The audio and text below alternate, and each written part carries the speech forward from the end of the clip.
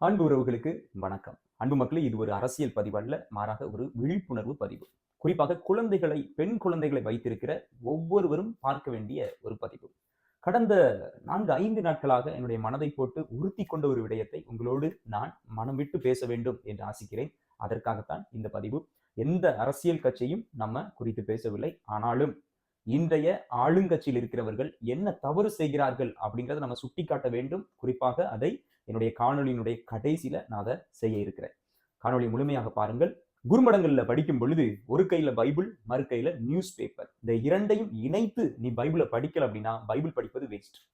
சும்மா 24 மணி நேரமும் இறைவார்த்தை இறைவார்த்தை இறைவார்த்தை, ஆண்டவர் அப்படி சொன்னார் இப்படி சொன்னார், இதை மட்டும் நம்ம போதித்துக் கொண்டே இருந்தோம் என்றால் நம்முடைய வாழ்க்கையில் எந்த ஒரு பலனும் இருக்காது. மாறாக ஆண்டவர் இயேசு கிறிஸ்து எவ்வாறு அன்று சமுதாயத்தில் இருந்த பிரச்சனைகளை சுட்டிக்காட்டி சரி செய்ய முயன்றாரோ அதே போல ஒவ்வொரு கிறிஸ்தவனும் சரி செய்ய வேண்டும். அதற்கான ஒரு அறைகூவல், அதற்காகத்தான் இந்த பதிவு என்பதை முதலில் மிக தெளிவாக தெரிவித்துக் கொள்கிறேன். பெண்களுக்கு மிகவும் பாதுகாப்பான ஒரு இடம் இந்தியாவிலே தமிழகம் என்று பல இடங்களில் நான் மார்பு தட்டி சொன்ன நாட்கள் உண்டு.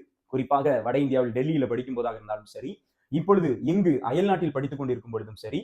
ஆனால் இன்று தமிழகத்தில் தான் அதிகப்படியான பெண்களுக்கு எதிரான குற்றங்கள் நடந்து கொண்டிருக்கிறது அப்படிங்கிறத பார்க்கும் பொழுது ஒரு வருத்தம், ஒரு கலக்கம், ஒரு உறுத்தல். முதல் நிகழ்வு, வெள்ளூரில் ஓடுகின்ற ரயிலில் 4 மாதம் கர்ப்பிணியாக இருக்கின்ற ஒரு பெண்ணை ஒரு கயவன் சீண்டுகிறான்.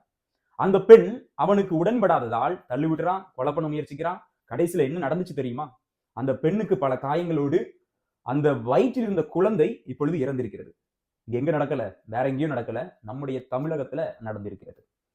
இரண்டாவது, 4ஆம் வகுப்பு படிக்கக்கூடிய ஒரு குழந்தை திருச்சி மணப்பாறையில், எல்லாம் இந்த நாட்கள்ல நடந்தது அன்பு மக்களே. அதை அந்த குழந்தையினுடைய ஆசிரியை, அந்த ஆசிரியருடைய கணவன் தவறாக அபியூஸ் பண்ணியிருக்கிறான். பார்த்திருப்பீங்க செய்தியை. அடுத்ததாக 13 வயது உள்ள ஒரு குழந்தையை 3 ஆசிரியர்கள், ஒருத்தனுக்கு 57 வயசு, ஒருத்தனுக்கு 37 வயசு, இன்னொருத்தனுக்கு 35 வயசு, இவர்கள் மூவரும் ஆசிரியர்கள். இவர்கள் அந்த குழந்தையை அங்கு ஆசிரியருடைய கழிப்பறைக்குள் வைத்து இவர்கள் துன்புறுத்தல் செய்திருக்கிறார்கள். 1 மாதத்திற்கு மேலாக அந்த குழந்தை பள்ளிக்கூடம் வரவில்லை அப்படின்னு தெரிஞ்ச பிறகு அந்த பள்ளி தலைமை ஆசிரியை போய் பார்க்கும் பொழுது இந்த விடயம் வெளியே வந்திருக்கிறது. இதெல்லாம் வேற எங்கேயும் நடக்கல, நம்முடைய தமிழகத்துல நடந்து கொண்டிருக்கு. பெண்களை போற்றுகின்ற இந்த மாநிலத்தில் நடந்து கொண்டிருக்கிறது. அதுக்கு முன்னாடி ஈசிஆர்ல ஒரு கார்ல போய் பெண்களை என்ன செஞ்சாங்க அப்படிங்கிறத நம்ம பார்த்திருப்போம். அதுக்கு முன்னாடி அண்ணா யூனிவர்சிட்டியில என்ன நடந்தது அப்படிங்கிறதெல்லாம் நம்ம தொடர்ந்து பார்த்துக்கிட்டு இருக்கோம். மொத்தத்துல சொல்லணும் அப்படின்னா கடந்த ஒரு 20 நாட்கள் இதே போல பல கேசுகள் அன்புமக்கள் இதெல்லாம் வெளியே வந்து கொண்டு இருக்கிறது. இன்னும் வராதது எத்தனையோ இருக்கிறது அப்படிங்கிறது நம்மளால உணர முடிகிறது. என்ன செய்யணும் ஃபாதர், என்ன சொல்ல வாரீங்க? இல்ல நீங்க அரசியல் படுத்த விரும்புறீங்களா அப்படின்னா கண்டிப்பாக நான் இதை அரசியல் படுத்த விரும்பவில்லை. டெல்லியில படிக்கும் பொழுது நாங்களாம் ரொம்ப பெருமையா சொல்லுவோம், நாங்களாம் தமிழ்நாட்டுல வந்து பெண்களுக்கான பாதுகாப்பு அதிகம், நீங்களாம் வந்து தமிழ்நாட்டுக்கு வந்து பாருங்க எங்க பெண்கள் எவ்வளவுக்குள்ள மான மரியாதையோடு பெருமையோடு வாழ்ந்து கொண்டிருக்கிறார்கள் அப்படின்னு சொல்லிட்டு. அண்மையில் இந்த செய்தியெல்லாம் கேட்ட பிறகு டெல்லியில இருந்த என்னுடைய நண்பர் எனக்கு அழைத்து, என்னப்பா தமிழ்நாடு அப்படின்னு சொல்லி எள்ளி நகையாடியது எனக்கு உண்மையிலேயே வருத்தமாக இருந்தது. அதனால மட்டும் நான் சொல்லல, உண்மையிலேயே ஒரு கஷ்டமா இருக்கு மக்கள். ஏன்னா நிறைய நேரத்துல நம்ம யூபியையும் எம்பியோடையும் நம்ம உடனே பேசும்போது என்ன செய்யறோம், வட இந்தியாவுக்கு போய் பாருங்க அங்க எப்படி இருக்கு தெரியுமா உங்களுக்கு அப்படின்னு சொல்லிட்டு. வளர்ச்சி என்ற அடிப்படையில ஏறக்குறைய எல்லா நாட்டிலையும் வளர்ச்சி இருக்கு, எல்லா மாநிலத்திலையும் வளர்ச்சி இருக்கு. ஆனா இந்த வெட்டி பந்தாவெல்லாம் நம்ம பேசிட்டு இருக்க வேண்டிய அவசியமே கிடையாது. வட இந்தியாவும் வளர்ந்துருக்கு, நம்ம கீழமாற போயிட்டு இருக்கோம் அப்படிங்கிறது தான் இந்த நிகழ்வுகள் நமக்கு தெளிவுபடுத்துகிறது. இதே இது வட இந்தியாவுல யூபிலையோ எம்பிலையோ ஒரு குழந்தைய ரேப் பண்ணாங்க, அபியூஸ் பண்ணாங்க அப்படின்னா நம்முடைய மாநிலத்துல இருந்த எம்பிக்களும் எம்எல்ஏக்களும் கொதிச்சிருக்கிறாங்க. ஆனா இன்னைக்கு நம்முடைய தமிழகத்திலே இப்படி நடந்துகிட்டு இருக்கும்போது எங்க போனாங்க இவங்கெல்லாம் அப்படிங்கிற கேள்வி நமக்கு எழுது. இது ஒரு புறம்.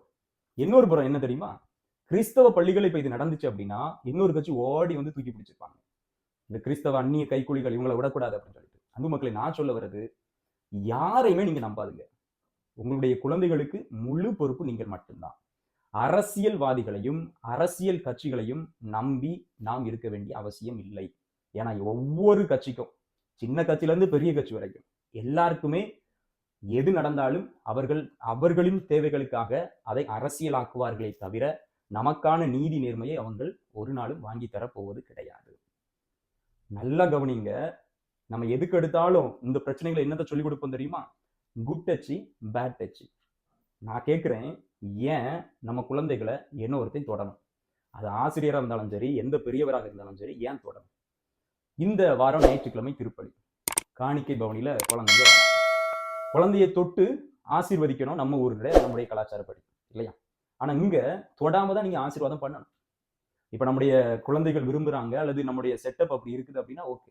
ஆனா அந்த குழந்தை விரும்பல அப்படின்னா நம்ம கூடாது. தொடவே கூடாது. இது மட்டும் கிடையாது. இங்க மெட்ரோலையோ அல்லது பஸ்லயோ பயணம் செய்யும் பொழுது நம்ம தான் பெண்களை பார்த்து ஒதுங்கி நிற்போம், ஆண்கள். ஏன்னா இங்க பெண்களுக்கான அந்த உரிமை, பெண்களுக்கான அந்த மரியாதையை ஒவ்வொருவரும் பேண வேண்டும் அப்படிங்கிறது அந்த வெளிநாடுகள்ல மிக தெளிவாக இருப்பதை நம்மளால பார்க்க முடிகிறது. கண்டிப்பா எப்படி இருந்தாலும் ஒரு சில 4 சைக்கோக்கள் எல்லா இடத்துலயும் இருப்பாங்க, பிரச்சனைகள் நடக்கும். அதற்கு தான் நான் சொல்றேன், அரசியல் கட்சியோ அல்லது முதலமைச்சரையோ நம்ம குறை சொல்லி எந்த பயனும் இல்லை. மாறாக நம்முடைய குழந்தைகளை நம்ம தான் பாதுகாத்து கொள்ள வேண்டும். உங்களுடைய குழந்தைகளை குட் டச் பேட் டச்ங்கிறத யாருமே தொடக்கூடாது, அப்படி தொட்டா நீ ஆண்ட சொல்லு அப்படின்னு சொல்லியே வளங்க. இன்னைக்கு காலம் அந்த அளவுக்கு மோசமாகி போய்கொண்டு இருக்கிறது. அன்பு மக்களை, உங்களுடைய குழந்தைகளோடு நீங்கள் நேரத்தை செலவு பண்ணணும். இன்னைக்கு நிறைய வீடுகள் அது இல்லை. ஏன்னா நிறைய வீட்டுல இன்னைக்கு ஆணும் சரி பெண்ணும் சரி, கணவன் மனைவி அல்லது அம்மா அப்பா 2 பேருமே வேலைக்கு போறாங்க. யாருக்காக? இந்த குழந்தைகளுக்காக தானே, அந்த குழந்தைகளோட எதிர்காலத்துக்காக தானே. அந்த எதிர்காலமே இன்னைக்கு கேள்விக்குறி ஆகிக்கொண்டு இருக்கிறது. அப்படிங்கும்போது நீங்கள் அந்த அவர்களோடு நேரத்தை செலவு பண்ணாம நீ வேலைக்கு போயிட்டோம் உங்களுடைய உலகத்திலையும் இருந்துகிட்டே இருந்தீங்க அப்படின்னா இந்த குழந்தை என்ன நடக்குது அப்படின்னு இன்னைக்கு தெரியாம போய்கொண்டிருக்கிறது. அதனால குழந்தைகளோடு ரொம்ப நேரத்தை செலவு பண்ணுது. யார்கிட்ட பேசினா என்ன பண்ண அப்படிங்கிறத ரொம்ப தெளிவா ஒவ்வொரு நாளும் கேளுங்க. யாரையும் நம்ப வேண்டாம். உங்களுடைய உறவுகளையோ உங்களுடைய பெரியவர்களையோ இல்ல ஆசிரியர்களோ யாரையும் நம்ப வேண்டாம். நம்முடைய குழந்தைகளுக்கு நம்ம தான் பாதுகாப்பு. நம்முடைய தமிழக அரசிடம் அல்லது அதிகாரத்தில் இருக்கிறவங்களிடம் நான் பார்க்கிற ஒரு தவறான விடயம் என்ன அப்படின்னு சொல்லினா, அண்ணா யூனிவர்சிட்டி கேஸ்லயும் சரி, அந்த ஈசிஆர்ல நடந்த அந்த கார் சேசிங் அதுலேயும் சரி, இப்பொழுது இந்த ட்ரெயின்ல நடந்த இன்சிடென்ட்லையும் சரி, யாருடைய விவரங்கள் முகவரிகள் வெளியே வந்திருக்கு தெரியுமா? விக்டிம்ஸ் உடையது, பாதிக்கப்பட்டவர்களுடைய அந்த பெண்களுடைய விவரங்களை அரசு அல்லது அதிகாரத்தில் இருப்பவர்கள் அல்லது காவல்துறையில் இருப்பவர்கள் வெளியிடுவதாக பல ஊடகங்களில் நம்மளால பார்க்க முடிகிறது. நான் நேரே பார்க்கல, கேள்விப்பட்டதை வச்சு சொல்றேன். இப்படி இது நடந்திருந்தது அப்படின்னா கண்டிப்பாக இதை நாம் வன்மையாக கண்டிக்கிறோம். தமிழக அரசிடம் தாழ்மையான வேண்டுகோளை வைப்பது, ஒரு சாதாரண யூடியூப் காரனோ அல்லது ஒரு நியூஸ் சேனல் காரனோ பாதிக்கப்பட்ட நபரை பெயரை மாற்றி தான் அறிக்கையிடுறாங்க. அதே போல அவங்களுடைய முகத்தை பிளர் பண்ணி தான் காண்பிக்கிறார்கள். பாதிக்கப்பட்டவர்களை நம்ம எப்படி இன்னும் காயப்படுத்துறது மாதிரி, அசிங்கப்படுத்துறது மாதிரி நம்ம செய்து கொண்டிருக்கிறோம்? எனக்கு அது புரியல, உண்மையிலேயே புரியல. ஏன் இப்படி நடக்குது? அதனால தமிழக அரசு கூடுதல் கவனமாக இருக்க வேண்டும். நீங்கள் இன்னும் அதிக பணிகளை மக்களுக்காக செய்து நல்லாட்சியை கொடுக்க வேண்டும் அப்படிங்கிறதையும் விரும்பி வேண்டி கேட்டுக்கொள்கிறோம். பெண்களை நம்ம பாதுகாக்க வேண்டும். இப்பவும் நிறைய பேர் நினைக்கலாம், ஃபாதர் இதெல்லாம் உங்களுக்கு எதுக்கு அப்படின்னு சொல்லிட்டு. உண்மையிலே சொல்றேன், ஃபாதர் சிஸ்டர்ஸ் இதை குறித்து பேசணும். பள்ளிக்கூடங்கள்ல பேசணும், ஆலயங்கள்ல பேசணும், வீடுகள்ல பேசணும். பொது வாழ்க்கைக்கு நம்மை முழுமையாக அர்ப்பணித்திருக்கிற நம்ம பேசல அப்படின்னா யார் பேசுவா? யாரு இதை குறித்து பேசுவா? நம்ம பேசினா மட்டும்தான் தமிழகம் முன்னேறும். முன்னேற்ற பாதையில் இருந்த தமிழகம் இன்னைக்கு பின்னோக்கி போய் கொண்டிருக்கிறது, குறிப்பாக பெண்களுடைய விடயங்களில். எனக்கு பிள்ளைகள் இல்லை, துறவில் இருக்கிறேன். ஆனா என் வீட்டுல பிள்ளைகள் உண்டு. எனக்கு இன்னைக்கு அச்சமாக இருக்கிறது. இதே போல எத்தனையோ தாய்மார்கள் தந்தைமார்கள் இன்று தமிழகத்தில் பிள்ளை எப்படி பள்ளிக்கூடத்துக்கு அனுப்ப, படிக்கிற இடத்துல கயவர்கள் இப்படி இருக்கிறார்களே என்ற வேதனையில் இருக்கிறார்கள். இவர்களை நம்பி நம்மளால பள்ளிக்கூடத்துக்கு பிள்ளைகளை அனுப்ப முடியுமா என்ற கலக்கத்தில், அச்சத்தில் இருக்கிறார்கள். அதனால தமிழக அரசு இதற்கு விரைந்து உங்களுடைய இரும்பு கரத்தை கொண்டு இந்த குற்றம் இனிமேலும் தொடராமல் இருக்க உங்களால முடியும். நீங்க செய்வீங்க, நம்புறோம், செய்யணும் அப்படிங்கிறத தெரிவித்துக் கொள்கிறேன். கண்டிப்பா உங்களுக்கு பல அஜெண்டா இருக்கலாம், பல மாற்று வேலைகள், பெரிய பெரிய வேலைகள்லாம் இருக்கலாம். ஆனா உண்மையில இந்த விஷயத்தை நீங்க இன்னும் கொஞ்சம் சீரியஸா எடுத்து சரி பண்ணீங்க அப்படின்னா உங்கள் அரசுக்கு இன்னும் அதிகமான நற்பெயர் கிடைக்கும் என்பதை நீங்கள் மறந்துவிடக்கூடாது. ஆக அன்பு மக்களே, அரசு அதிகாரிகளோடு இணைந்து நாமும் நம்முடைய நாளைய தலைமுறைக்கான நல்ல பிள்ளைகளை உருவாக்குவோம், நல்ல சமுதாயத்தை படைப்போம். நிறைய பேர் நினைக்கலாம், ஃபாதருக்குலாம் இது எதுக்கு அப்படின்னு சொல்லிட்டு. நான் நினைக்கிறேன், பொது வாழ்க்கைக்கு வந்த ஃபாதர்ஸ், குருவானவர்கள், துறவரத்தில் இருப்பவர்கள் இதை குறித்து பேசாம பயந்து இருக்கிறதுனால நம்மளுடைய துறவரத்திற்கு எந்த ஒரு பொருளும் இல்லை. அதனால நம்முடைய மறைக்கல்விகள்ல, நம்முடைய பள்ளிக்கூடங்கள்ல, நம்முடைய ஆலயங்கள்ல இதை குறித்து பேசுவோம், விழிப்புணர்வை ஏற்படுத்துவோம். காரணம், நம்முடைய தமிழகம் என்னைக்குமே தலை சிறந்து இருக்க வேண்டும். அதற்காகத்தான் நம்முடைய முன்னோர்கள் பலரும் பாடுபட்டு இருக்கிறார்கள். தொடர்ந்து நம்ம பாடுபடணும். எல்லாரும் எனக்கு என்ன, என் வீட்டுல எந்த பிரச்சனையும் இல்லை அப்படின்னு சொல்லி இருந்துகிட்டே இருந்தோம் அப்படின்னா நம்ம வீட்டுல பிரச்சனை வந்த பிறகு நமக்காக குரல் கொடுக்க யாருமே இருக்க மாட்டாங்க. அதனால முடிந்த அளவுக்கு இதை குறித்து பேசுவோம். மற்றவர்களோடு முடிந்தால் அந்த காணொலியை பகிருங்கள். முடிந்தால் நீங்கள் இன்று உங்களுடைய குழந்தைகளோடு அவர்களுடைய வாழ்க்கையில் என்ன நடக்கிறது அப்படிங்கிறத நிறைய நேரம் செலவழித்து பேசுங்கள் என்பதை தாழ்மையோடு கேட்டுக்கொள்கிறேன். God bless you.